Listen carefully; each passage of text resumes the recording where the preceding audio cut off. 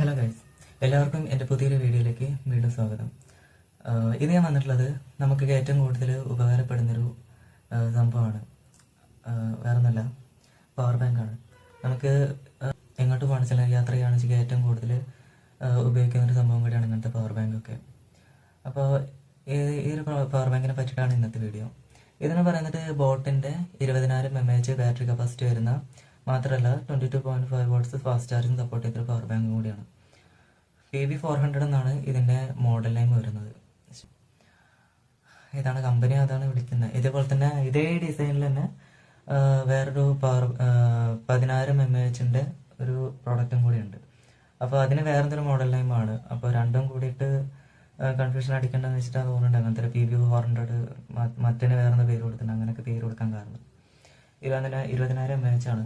ഇത് ഞാൻ വാങ്ങിയിട്ടുള്ളത് ഫ്ലിപ്കാർട്ടിൽ നിന്നാണ്. അന്ന് ഞാൻ വാങ്ങുമ്പോൾ ഞാൻ വാങ്ങിയത് എത്ര രൂപയ്ക്കെന്ന് വെച്ചിട്ടുണ്ടെങ്കിൽ 1799 രൂപയ്ക്കാണ് ഞാൻ വാങ്ങിയത്. പക്ഷേ അതിന് തൊട്ടടുത്ത ആഴ്ച തന്നെ ഇതിൻ്റെ വില ഫ്ലിപ്കാർട്ടിൽ ഞാൻ കണ്ട എത്ര അറിയോ? 1299. അത്രയും ഒരു വിലൻ്റെ ഡിഫറൻസ് ആ സമയത്ത് ഉണ്ടായിരുന്നു. പക്ഷേ എന്താ അറിയില്ല, പറ്റിപ്പോയി. അപ്പോൾ നമുക്ക് ഇന്നത്തെ ഒരു വീഡിയോ ഒരു പവർ ബാങ്കിൻ്റെ അൺബോക്സിംഗ് ആണ്. ഇത് ഓൾറെഡി കഴിഞ്ഞതാണ്, പക്ഷെ നമുക്ക് ഒന്നും കൂടി റീക്രിയേറ്റ് ചെയ്യാം. ഇത് നമ്മളെ അടുത്ത് കിട്ടുമ്പോൾ എന്തൊക്കെയാണ് ഇതിൻ്റെ ഒപ്പം വരിക അതൊക്കെ നമുക്ക് പ്രത്യേകിച്ചൊന്നുമില്ല, എന്നാലും നഷ്ടം.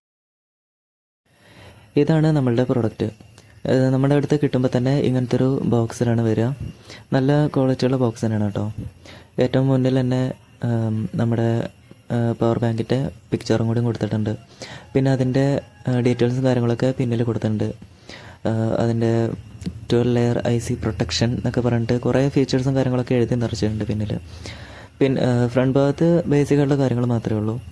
പിന്നെ ആ ഒരു ബോക്സ് ഓപ്പൺ ചെയ്തിട്ടുണ്ടെങ്കിൽ അതിൻ്റെ ഉള്ളിൽ തന്നെ വേറൊരു ബോക്സും കൂടി കാണാം. ആ ഒരു ബോക്സും കൂടി നമുക്ക് പുറത്തേക്ക് എടുക്കാം. ഒരു ചുവന്ന കളറിലാണ് ബോക്സ് വരിക. നല്ല ഭംഗിയാണ് കാണാൻ.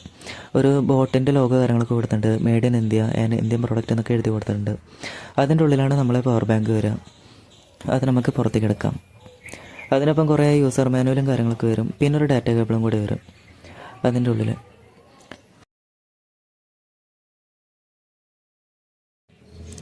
അത് നമുക്ക് നോക്കുകയാണെന്നുവെച്ചെങ്കിൽ ഒരു താങ്ക് യു എന്ന് എഴുതിയുള്ളൊരു ചെറിയൊരു കാർഡുണ്ട്. നമ്മൾ ഈ പ്രൊഡക്റ്റ് വാങ്ങിച്ചതിൻ്റെയാണ്. അപ്പോൾ അത് നമുക്ക് മാറ്റി വയ്ക്കാം. പിന്നെ നമ്മൾ പവർ ബാങ്ക് മെയിൻ സാധനം, അതും പോരാഞ്ഞിട്ട് ഒരു ചെറിയൊരു യൂസർ മാനുവലുണ്ട്. അതിൽ കംപ്ലീറ്റ് ഡീറ്റെയിൽസ് അവർ കൊടുത്തിട്ടുണ്ട്. പിന്നെ ഒരു വാറൻറ്റി കാർഡും കാര്യങ്ങളൊക്കെ അത് മാറ്റി വയ്ക്കാം. പിന്നെ എനർജി സ്ട്രോം PB400 എന്നൊക്കെ എഴുതി വെച്ചിട്ടുണ്ട്. 4 കളർ വേരിയൻറ്റിലാണ് വരുന്നത്. പിന്നെ അതിൻ്റെ വോൾട്ടേജും കാര്യങ്ങളൊക്കെ അതിൻ്റെ ഡീറ്റെയിൽസാണ് കംപ്ലീറ്റ് കൊടുത്തിട്ടുള്ളത്. അതന്നെ ഉള്ളൂ കൊടുക്കാൻ. പിന്നെ ഉള്ളത് ഇതിൻ്റെ പവർ ഇൻഡിക്കേറ്ററും കാര്യങ്ങളൊക്കെയാണ്. 4 USB പോർട്ട് വരുന്നുണ്ട്. പിന്നെ വോൾട്ടേജിൻ്റെ കംപ്ലീറ്റ് ഡീറ്റെയിൽസ് എനിക്ക് ഇതുവരെയായിട്ട് മനസ്സിലായിട്ടില്ല എന്താണ്. പിന്നെ ഒരു ഡാറ്റ കേബിൾ വരുന്നുണ്ട്. അത് അത്യാവശ്യം ക്വാളിറ്റി ഉള്ളതാണെന്ന് ഞാൻ പറയില്ല, കുഴപ്പമില്ലാത്തൊരു കേബിൾ. പക്ഷേ അധികം ലൈഫോ കാര്യങ്ങളൊന്നും അതിനുണ്ടാവില്ല. അതിലും ഭേദം നമ്മൾ വേറൊരു ഡാറ്റ കേബിൾ വാങ്ങിക്കുന്നതാണ് നല്ലത്. ഞാൻ വേറൊരു കേബിളാണ് യൂസ് ചെയ്യുന്നത് ഇപ്പോൾ. പക്ഷേ പവർ ബാങ്കിന് ഫാസ്റ്റ് ചാർജിങ് സപ്പോർട്ട് ചെയ്യുന്ന കേബിൾ വേണമെന്ന് മാത്രം. ഇതാണ് നമ്മളുടെ പവർ ബാങ്ക്. ഇത് ഞാൻ ആദ്യം വാങ്ങിച്ചപ്പോൾ മെറ്റൽ ബോഡി അല്ല പ്ലാസ്റ്റിക് ആണെന്ന് വിചാരിച്ചത്.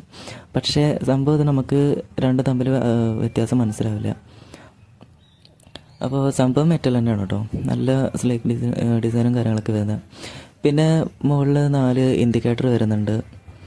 ഇതുണ്ടോ, അത് നമുക്കൊരു പ്രത്യേകത ഉണ്ടെന്ന് വെച്ചാൽ നമ്മളെ ഇൻഡിക്കേറ്റർ ഏറ്റവും മുകളിലൊരു ചുവന്ന ഇൻഡിക്കേറ്ററും കൂടി കത്തും. ചുവന്നല്ല, സോറി, പച്ച കളറ്. അത് കത്തുന്നത് എന്താ വെച്ചാൽ അത് ഫാസ്റ്റ് ചാർജിങ് സപ്പോർട്ട് ചെയ്യുമ്പോൾ മാത്രമേ അത് ആക്ടിവേറ്റ് ആവുള്ളൂ. അത് നമുക്ക് ഫാസ്റ്റ് ചാർജിങ് ഇത് സപ്പോർട്ട് ചെയ്യുന്നുണ്ടോ, എത്ര വാട്ടിലാണ് കയറണമെന്നൊക്കെ ഈ ഒരു ഇൻഡിക്കേറ്റർ വെച്ചിട്ട് നമുക്ക് മനസ്സിലാക്കാം. ഇത് ഫാസ്റ്റ് ചാർജിങ് സപ്പോർട്ട് ചെയ്യുന്ന കേബിൾ ഉണ്ടെങ്കിൽ മാത്രമേ ഇത് കത്തുള്ളൂ കേട്ടോ. അങ്ങനെയുണ്ട്. അപ്പോൾ ഒരു നോർമലൊരു കേബിളൊന്നും നമ്മൾ യൂസ് ചെയ്യാൻ പാടില്ല. നമുക്ക് ഫാസ്റ്റ് ചാർജിങ് സപ്പോർട്ട് ചെയ്യുന്ന ഒരു കേബിൾ ഉണ്ടെങ്കിൽ മാത്രമേ നമുക്കിത് മൊത്തത്തിൽ ഇതിൻ്റെ ഔട്ട്പുട്ട് നമുക്ക് കിട്ടുള്ളൂ. അപ്പോൾ എൻ്റെ ഫോൺ ഇതിലിപ്പോൾ കണക്ട് ചെയ്തിട്ടുണ്ട്. ഇതിലിപ്പോൾ കാണാം 22 വാട്ട് 23 വാട്ട് അങ്ങനെയൊക്കെ ഇതിൽ ചാർജിങ് ഇൻഡിക്കേറ്റർ കാണിക്കുന്നുണ്ട്. അപ്പോൾ ഇതാണ് ഇതിൻ്റെ മാക്സിമം ഔട്ട്പുട്ട് കപ്പാസിറ്റി എന്ന് പറയുന്നത്. ഇതിലിപ്പോൾ 20% ചാർജാണ് എൻ്റെ ഫോണിലിപ്പോൾ ഉള്ളത്. ഈ വീഡിയോ എടുത്തുകൊണ്ടിരിക്കുന്ന ഫോണിൽ തന്നെയാണ് ഇപ്പോൾ ചാർജ് ചെയ്തുകൊണ്ടിരിക്കുന്നത് കേട്ടോ. അപ്പോൾ ഇതൊക്കെയാണ് ഇതിനെപ്പറ്റി പറയാനുള്ളത്. ഇതിക്ക് വെയിറ്റ് വരുന്നൊരു പവർ ബാങ്കാണ് കേട്ടോ. 20,000 mAh ആണെങ്കിലും ഇതിൽ ഉപയോഗിച്ചിരിക്കുന്നൊരു ബാറ്ററി എന്ന് പറയുന്നത് ലിഥിയം അയണിൻ്റെ പോളിമർ ബാറ്ററി എന്ന് പറയും. അതായത് നമ്മുടെ സ്മാർട്ട് ഫോണിലൊക്കെ യൂസ് ചെയ്യുന്ന അതേ ബാറ്ററി തന്നെയാണ്. അതാണ് ഇതിൽ യൂസ് ചെയ്തിരിക്കുന്നത്. ഈ പവർ ബാങ്കിൽ കൊടുത്തിട്ടുള്ള 2 പോർട്ട് വെച്ചിട്ട് നമുക്ക് 22.5 വാട്ട്സാണ് മാക്സിമം ഔട്ട്പുട്ട് കിട്ടുക. പിന്നുള്ളത് ഒരു ടൈപ്പ് സി ആണ്. അത് നമുക്ക് 2 വേ ആണ്. അതായത് നമുക്ക് ഫോൺ ചാർജ് ചെയ്യാനും പറ്റും, അതേപോലെ തന്നെ പവർ ബാങ്ക് ചാർജ് ചെയ്യാനും പറ്റും. പിന്നുള്ളത് ഒരു മൈക്രോ USB ആണ്. മൈക്രോ USB ടൈപ്പാണ്. അത് വെച്ചിട്ട് നമുക്ക് പവർ ബാങ്ക് ചാർജ് ചെയ്യാൻ മാത്രമേ പറ്റുള്ളൂ. അപ്പോൾ ഇത്രയൊക്കെ തന്നെ നമ്മളുടെ പവർ ബാങ്കിനെ പറ്റിയിട്ട് പറയാനുള്ളത്. ഈ വീഡിയോയിൽ ഒരുപാട് തെറ്റും കാര്യങ്ങളൊക്കെ ഉണ്ടാവും.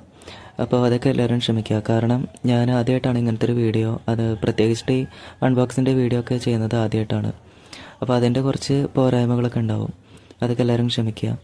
അപ്പോൾ പ്രത്യേകിച്ചിട്ടൊന്നുമില്ല. അടുത്തൊരു നല്ല വീഡിയോ ആയിട്ട് വീണ്ടും കാണാം കേട്ടോ.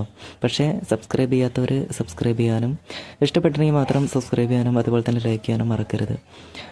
പിന്നെ എപ്പോഴേലും നല്ലൊരു വീഡിയോ ആയിട്ട് വീണ്ടും കാണാം ഗൈസ്. അതുവരേക്കും ബൈ.